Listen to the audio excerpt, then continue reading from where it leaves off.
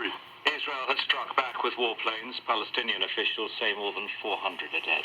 Everywhere you go in Gaza, you see funerals, you see deaths, you see buildings collapsing. So you feel that you could be next. This bomb could be on top of your home, on top of your apartment.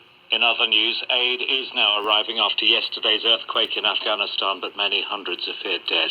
Right-wing populists look to have made gains in Germany's regional elections. And in English Premier League football, Arsenal beat Manchester City for the first time in 8 years.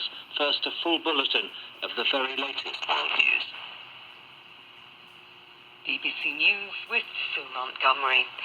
Media reports from Israel now say an estimated 700 of its citizens have been killed since Palestinian Hamas militants launched a huge offensive on Saturday.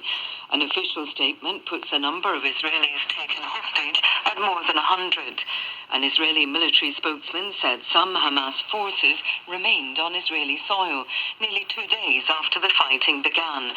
From Ashkelon in southern Israel, here's Yolande now. Through the day, southern Israel has seen more gunfights as security forces have tried to track down Palestinian militants still at large and free hostages. Close to Ashkelon, there were dramatic scenes as Israeli soldiers pursued gunmen from Gaza driving a stolen car and killed them on the roadside. More news is now emerging about Israeli soldiers and civilians who've been killed. Israel's military has hit the Gaza Strip hard, striking more than 450 targets, which it said were mostly associated with Hamas. Palestinians living in the Gaza Strip say conditions are desperate as Israeli airstrikes continue.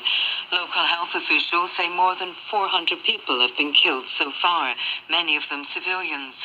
Earlier, our reporter in Gaza, Rushdie Abu Aluf, was interrupted by an explosion while giving an update on BBC television.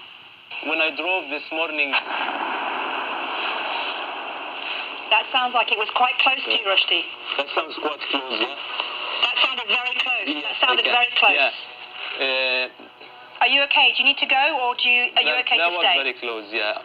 No, I think we should move. The United States has announced more support for Israel. The Pentagon said it would provide additional equipment and munitions. The U.S. Navy is also moving several ships, including an aircraft carrier, into the eastern Mediterranean. In contrast, Iran's president has publicly backed the Hamas militants. Members of the UN Security Council are about to meet in New York to discuss the violence. The BBC's Netta Tawfiq is there. They will be receiving a briefing from the UN's Middle East envoy, Tor Wennesland. And Tor Wennesland has said that he's in contact with all the concerned parties and that he's urging maximum restraint here. And he warned that both sides were near a dangerous precipice, and he appealed for all of them to pull back. In other news, exit polls suggest the main centre-right parties in Germany have again emerged the strongest from regional elections in 2 of the richest states. The Christian Democrats look to have increased their support in Hesse, while support for their Bavarian sister party, the CSU, seems to have held. In Bavaria, 2 right-wing populist parties, the AfD and Free Voters, are predicted to have made gains. World News from the BBC.